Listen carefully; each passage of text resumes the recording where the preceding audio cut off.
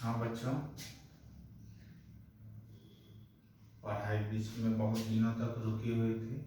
हम लोग online video class के जरिए अपना क्लास शुरू करने जा रहे हैं क्योंकि बहुत ज़्यादा लेट हो रहा है। आज से हम अपना सबसे पहला टॉपिक कैलकुलस को सबसे पहले ख़त्म करने का कोशिश करते हैं। इस कारण कैलकुलस का सबसे पहला टॉपिक हम लोग 12th का शुरू करते हैं। उससे पहले थोड़ा सा यह देख लेना है, हम लोग 11th में कैलकुलस के बारे में क्या पढ़े थे। हल्का सा पढ़ना था। एक टॉपिक था लिमिट। लिमिट को हम लोगों ने पढ़ा था। लिमिट का सारा रूल हम लोगों को पता रखना चाहिए कंटिन्यूटी के लिए, क्योंकि कंटिन्यूटी जो है उसका प्रॉब्लम जब हम लोग सॉल्व करने के लिए चलते हैं तो वहाँ लिमिट का यूज ज़्यादा होता है। इसलिए लिमिट का फॉर्मूला याद रखना कैलकुलस बनाने के लिए सबसे ज़्यादा जरूरी। तो सबसे पहले हम लोग इसके लिमिट में जो हम लोगों ने 11th में पढ़ा था उसके फॉर्मूला को रिवाइज कर लेते हैं। सबसे पहला रूल हम लोगों ने लिमिट में पढ़ा था, limit x tends to a x to the power n minus a to the power n divided by x minus a equals to n a to the power n minus 1. Limit theta tends to 0 sin theta by theta equal to 1. Limit theta tends to 0 tan theta by theta equal to 1. Limit theta tends to 0 cos theta equals to 1. Limit x tends to 0 log 1 plus x by x equal to 1. Limit x tends to 0 a to the power x minus 1 by x log a. Limit x tends to 0 e to the power x minus 1 by x equal to 1. Limit x tends to 0 1 plus x whole to the power 1 by x equal to e. Limit x tends to 0 1 plus 1 by x whole to the power x equal to e. Limit, चलिए बस इतने ही formula का जरूरत है। उसके बाद हम लोग थोड़ा बहुत पढ़े थे greatest integer function. Greatest integral function जो होता है उसको हम लोग ग्रेटेस्ट इंटीग्रल फंक्शन, इसको हम लोग डिनोट करते थे एक्स से। वर्ड ही लिखा हुआ है ग्रेटेस्ट इंटीग्रल फंक्शन, मतलब इस साइन के अंदर में अगर कोई भी फ्रैक्शनल नंबर हो तो उसका जो इंटीग्रल पार्ट होता है वही उसके ग्रेटेस्ट इंटीजर का वैल्यू होता है। जैसे सपोज हमने ग्रेटेस्ट इंटीजर में 7/2, इसको एग्जैक्ट जब हम लोग तोड़ेंगे तो 3.5 आने जा रहा। तो 3.5 से जस्ट पहले जो पहला इंटीग्रल नंबर, तो 3.5 इससे जस्ट पहले पहला इंटीग्रल नंबर 3, मतलब इस ग्रेटेस्ट इंटीजर का सॉल्यूशन कितना है 3। इसके ग्राफ के बारे में भी हम लोगों ने देखा था, ब्रेक होके इसका ग्राफ आता है। फिलहाल अभी 11th के टॉपिक से लिमिट से इतना ही जानने की जरूरत थी। ये सब 11th का था। अब हम लोग 12 का टॉपिक शुरू करने जा रहे हैं। जिस टॉपिक का नाम है कंटिन्यूटी। उससे पहले 11th के बारे में थोड़ा सा जानना था, वो हम लोग जान चुके हैं। अब 12th शुरू करने जा रहे हैं, कैलकुलस। पहला टॉपिक है कंटिन्यूटी।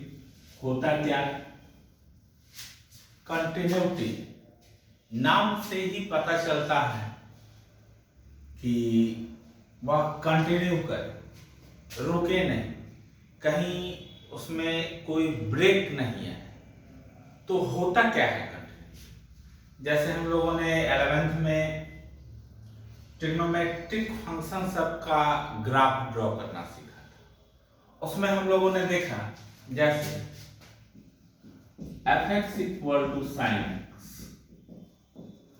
हम लोग जब इसका ग्राफ ड्रॉ किए 2 डायमेंशनल प्लेन में, तो इसका ग्राफ कुछ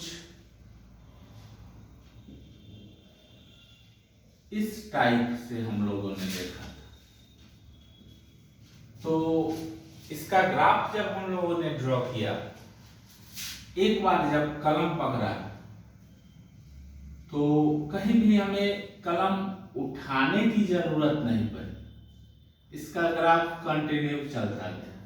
कंटिन्यू जब इसका ग्राफ चलता गया, हमें कहीं अपने कलम को उठाने की जरूरत नहीं पड़ी। इसका मतलब यह जो ग्राफ है यह कंटिन्यूअस है, क्योंकि इसमें कहीं कोई ब्रेक नजर नहीं आ रहा है। लेकिन अगर अब सोचा जाए f(x) = tan x के ग्राफ को, अगर हम लोग देखें tan x के ग्राफ को, तो हम लोगों ने पाया था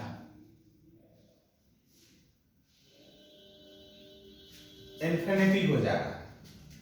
फिर इसका अगला पार्ट जो देखा था इन्फिनिटी हो जाएगा। तो tan x के ग्राफ में हम लोग कहीं ना कहीं कोई ना कोई गैप पा रहे हैं। तो जब गैप मिल गया तो इसका ग्राफ तो कंटिन्यू नहीं बन पाया। जब इस फंक्शन का ग्राफ कंटिन्यू नहीं बन पाया, कहीं ना कहीं कोई ना कोई ब्रेक हमको नजर आ गया, इसका मतलब हुआ कि यह डिसकंटिन्यूअस है। जो फंक्शन कंटिन्यूअस ना हो उसको डिसकंटिन्यूअस हो। तो अब सबसे पहले शुरुआत करते हैं कंटिन्यूटी का। इस टॉपिक के बारे में जानते हैं, ज्योमेट्रिकली कोई भी फंक्शन कंटिन्यूअस कब होता है, कैसे होता है। तो देखना है यहां सबसे पहले इसके डेफिनेशन, यह क्या होता है geometrically. A function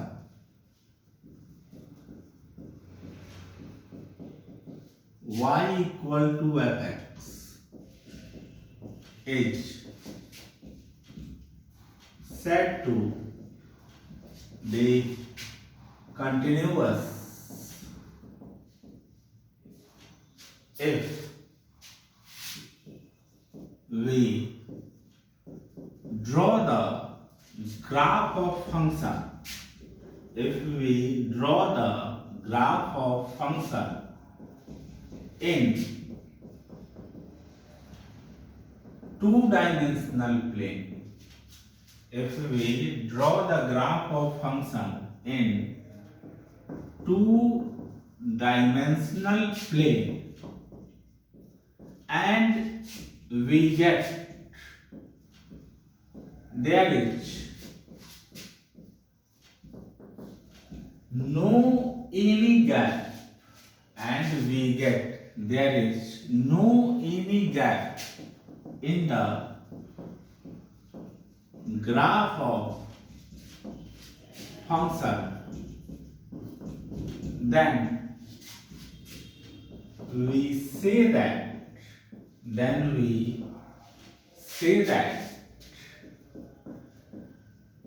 the function is continuous. Otherwise it is discontinuous. जैसे हम लोगों ने एग्जांपल में देखा था, ग्राफ ड्रॉ किया था sin x और tan x का। sin x का ग्राफ देखा था कंटिन्यू जा रहा है, मतलब वह कंटिन्यूअस है। tan x का ग्राफ देखा था कहीं ना कहीं कोई ना कोई गैप नजर आया, मतलब वह डिसकंटिन्यूअस था। ये था ज्योमेट्रिकली। ज्योमेट्रिकली आगे भी हम लोग पढ़ेंगे कि कौन कौन से फंक्शन ऐसे होते हैं जो कंटिन्यूअस होते हैं और कौन कौन से फंक्शन ऐसे होते हैं जो डिसकंटिन्यूअस होते हैं, उसके बारे में भी डिटेल से पढ़ना है। लेकिन अब इसी को अलजेब्रा से देखा जाए, प्रॉब्लम सॉल्व करने के लिए, अगर इसी को अलजेब्रा से देखा जाए किसी भी फंक्शन के बारे में कि वह कंटिन्यूअस है या डिसकंटिन्यूअस है, तो क्या होता है, अब इस बारे में चर्चा करनी है।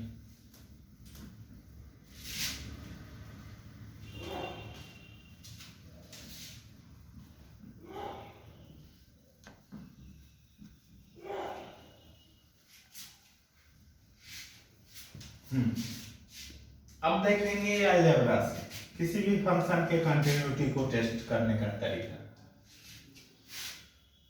A function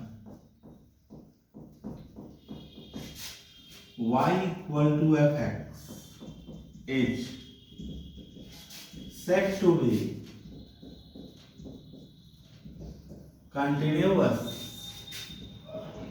said to be continuous at any point, said to be continuous at any point say x equal to a। कोई भी, उससे पहले 11th में हम लोग पढ़े थे एग्जिस्टेंस ऑफ लिमिट।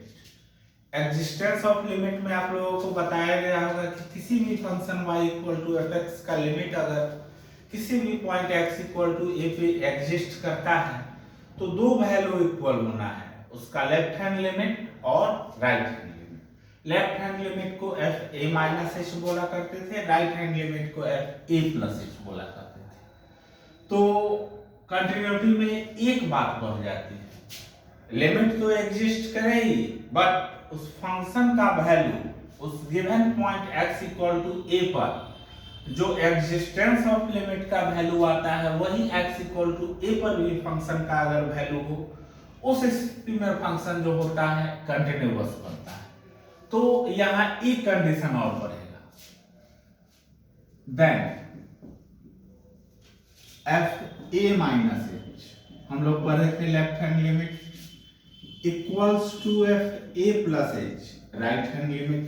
ये एग्जिस्टेंस ऑफ लिमिट का कंडीशन है, लेकिन इसमें एक और नंबर को बढ़ना है, इक्वल्स टू एफ ए, मतलब उस फंक्शन का वैल्यू उस पॉइंट ए पर लेफ्ट हैंड लिमिट और राइट हैंड लिमिट दोनों के इक्वल हो। तो ऐसी स्थिति में गिवन फंक्शन को कंटिन्यूअस बोला जाता है उस given point x equal to a पर। अब इसका डिटेल अगर हम लोग देखें तो पता होगा, लेट एफ ए माइनस एच हमारा क्या होता है, जिसको हम लोग लेफ्ट हैंड लिमिट कहते हैं।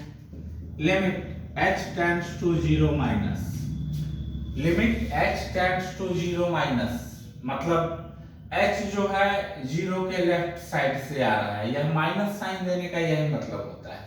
0 प्लस मतलब 0 के राइट साइड से, 0 माइनस मतलब 0 के लेफ्ट साइड से।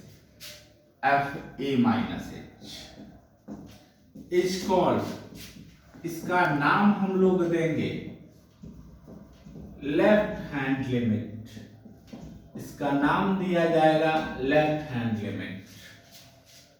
अगला F A plus H, limit h tends to 0 plus F A plus H is called, ये सब हम लोग 11th में पढ़े हुए, is called right hand limit, इसका नाम होगा राइट हैंड लिमिट।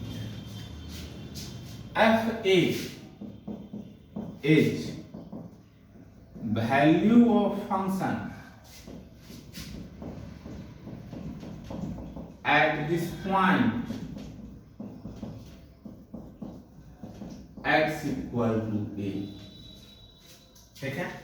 अब इसको ग्राफ से हम लोग देखते हैं कि 2 डायमेंशनल प्लेन में इसका क्या स्थिति है या किस टाइप से कंटिन्यूअस होता है। तो x equal to A, suppose किए यहाँ कोई पॉइंट है x इक्वल टू ए। सबसे पहले था left hand limit F A minus H. अब 1 मिनट यह बात जानना जरूरी है, कहीं हम लोग y equal to F X लिखें, इसमें जब x का वैल्यू डालें, x का कोई भी वैल्यू डालें तो वहां से हम लोगों को y का वैल्यू आता है, क्योंकि यहाँ x इंडिपेंडेंट वेरिएबल है, y डिपेंडेंट वेरिएबल है। जब भी इंडिपेंडेंट वेरिएबल का वैल्यू किसी नंबर से रिप्लेस करते हैं तो डिपेंडेंट टर्म का वैल्यू आता है। तो अगर x को किसी भी नंबर से रिप्लेस करेंगे तो वैल्यू y का आना है।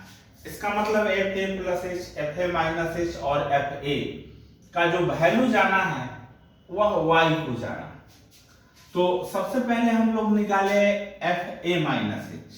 ए माइनस एच का मतलब हुआ कि ए के लेफ्ट साइड से, ए के लेफ्ट साइड से सपोज किए कोई ना कोई वैल्यू आया उस फंक्शन का, बताया गया है कि वैल्यू जो होता है वह y का होता है, इसीलिए y एक्सिस पर इसको डाला गया है।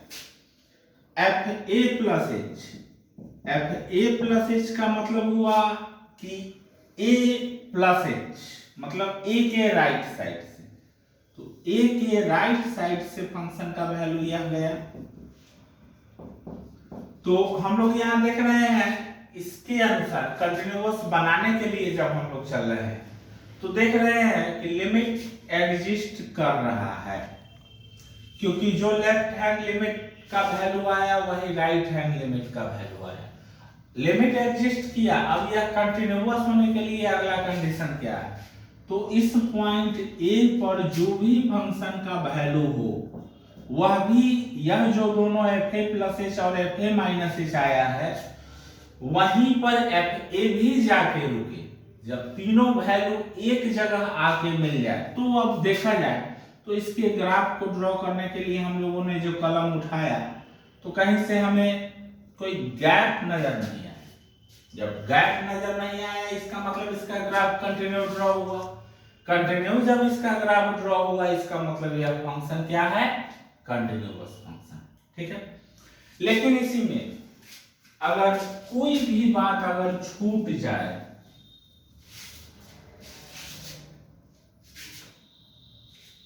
जैसे कोई भी बात अगर छूट जाए, जैसे वही फंक्शन है y equal to F X के लिए ही काम हो रहा है, वही फंक्शन है। अब सपोज किए एफ ए प्लस एच का वैल्यू कुछ और आ गया,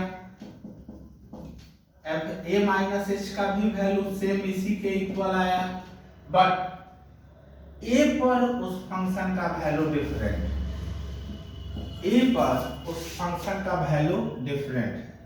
ऐसे स्थिति में जब तीनों वैल्यू इक्वल था तो फंक्शन हमारा कंटिन्यूअस था, लेकिन यहाँ इस फंक्शन के लिए लेफ्ट हैंड लिमिट और राइट हैंड लिमिट तो इक्वल था, लेकिन ए पर उसका वैल्यू डिफरेंट आ गया। तो ऐसी स्थिति में जो फंक्शन कंटिन्यूअस नहीं हो वैसे फंक्शन का नाम दिया जाता है डिसकंटिन्यूअस फंक्शन। डिसकंटिन्यूअस फंक्शन के भी बहुत सारे प्रकार होते हैं, उसमें से एक पहला टाइप है जहां लेफ्ट हैंड लिमिट और राइट हैंड लिमिट आपस में मिल जाए, लेकिन उस पॉइंट ए पर फंक्शन का वैल्यू अगर उसके इक्वल नहीं हो, लेफ्ट हैंड लिमिट और राइट हैंड लिमिट के इक्वल नहीं हो, तो ऐसे फंक्शन को बोला जाता है removal discontinuous function. Removal discontinuous function का मतलब होता है कि अगर हम लोग चाहे तो यह जो फंक्शन का value x equal to a पर आया है इसे रिमूव करके कंटिन्यूअस भी बनाया जाता है। तो यहाँ हम लोग देखें यह जो ग्राफ था यह कंटिन्यूअस फंक्शन का ग्राफ था और यह जो ग्राफ था यह डिसकंटिन्यूअस फंक्शन का ग्राफ था। डिसकंटिन्यूअस में और भी होता है बात, जैसे कंटिन्यूअस होने का कंडीशन है कि तीनों वैल्यू इक्वल हो, इसमें से कोई भी एक बात छूट जाए, F A plus H, f A minus H और एफ ए, में से कोई भी एक बात छूट जाए, जैसे यहाँ हमने एक देखा कि एफ ए प्लस एच और एफ ए माइनस एच इक्वल था, लेकिन नहीं इक्वल था एफ ए के, डिसकंटिन्यूअस। कहीं हो सकता है एफ ए माइनस एच और एफ ए इक्वल हो, नहीं इक्वल हो एफ ए प्लस एच के, इस स्थिति में भी डिसकंटिन्यूअस। कहीं हो सकता है एफ ए प्लस एच और एफ ए इक्वल हो, लेकिन नहीं इक्वल हो एफ ए माइनस एच के, इस स्थिति में भी डिसकंटिन्यूअस। कहीं हो सकता है तीनों में से कोई भी इक्वल नहीं हो, इस स्थिति में भी डिसकंटिन्यूअस। आज कंटिन्यूटी पर पहला लेक्चर है, थ्योरी थोड़ा सा हुआ है, अब इस पर कुछ प्रॉब्लम करना सीख जाते हैं, फिर अगले वीडियो में इसको आगे बढ़ाया जाएगा, इसके थ्योरी को। इतना पढ़ने के बाद कुछ प्रॉब्लम बनाया जा सकता है, अब उस पर थोड़ा सा हम लोग अपना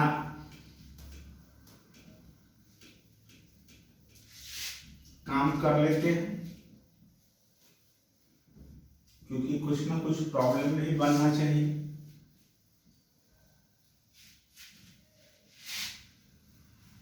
जैसे हम लोगों ने एक छोटा सा क्वेश्चन लिया, क्वेश्चन आया टेस्ट कंटिन्यूटी, कंटिन्यूटी टेस्ट करो, F x equal to 2x minus 1 at x equal to 2।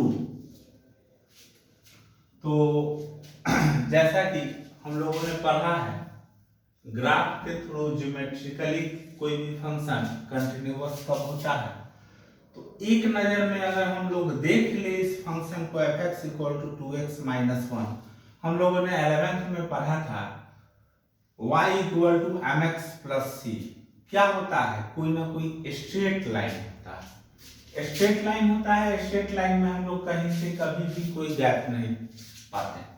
अगर इस फंक्शन को देखें, इसका ग्राफ अगर हम लोग 2 डायमेंशनल प्लेन में रखें तो क्या आता है, y को एफ एक्स मतलब y equal to 2x minus 1। अगर हम लोगों ने x को 0 डाला, y का वैल्यू -1, y को 0 डाला, x का value 1/2, y minus 1 0 minus 1, x 1/2 half और 0।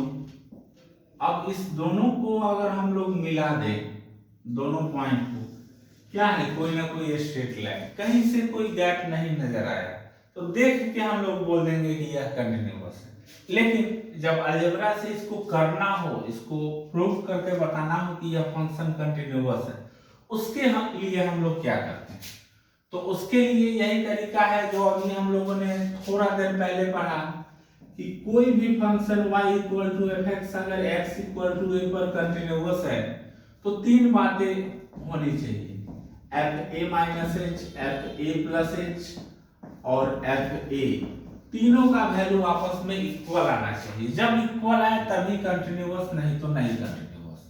तो यहाँ हम देख रहे हैं एक ही जगह पर हमारे पास 2 है, क्योंकि हमारा पॉइंट x इक्वल टू 2 है। तो सबसे पहले हम लोग चलते हैं निकालने इसका left hand limit. Left hand limit मतलब f A minus h, a है 2 मतलब एफ 2 माइनस एच। तो left hand limit F A minus h के बारे में हम लोगों ने क्या पढ़ा था, limit h tends to 0 minus f A minus h मतलब 2 माइनस एच।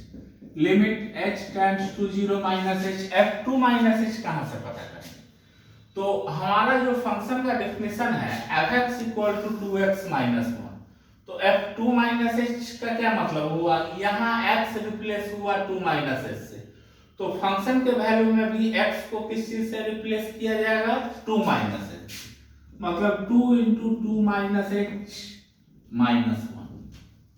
लिमिट में h कहाँ को टेंड कर रहा है, 0 प्लस या 0 माइनस, कुछ भी लिखा हुआ हो, लेकिन जब लिमिट में वैल्यू डालने की बारी आती है तो उसको 0 ही लिखा जाता है। तो अगर h को हम लोग इसमें 0 डाल दें, क्योंकि इंडिटरमिनेट तो है नहीं, हम लोग 11th में पढ़े थे इंडिटरमिनेट 0/0 इंफिनिटी 7 इंडिटरमिनेट के बारे में पढ़े थे, उसमें से कुछ होना नहीं है। उसमें से जब इंडिटरमिनेट नहीं होना है तो लिमिट का वैल्यू डाल के उसका वैल्यू निकाला जाता है। तो h को अगर हम लोगों ने 0 डाला तो 2 इंटू 2 माइनस 0 माइनस 1, 4 माइनस 1 3, यह हमारा लेफ्ट हैंड लिमिट था। अब हम लोग चलते हैं राइट हैंड लिमिट के बारे में। तो f2 प्लस h।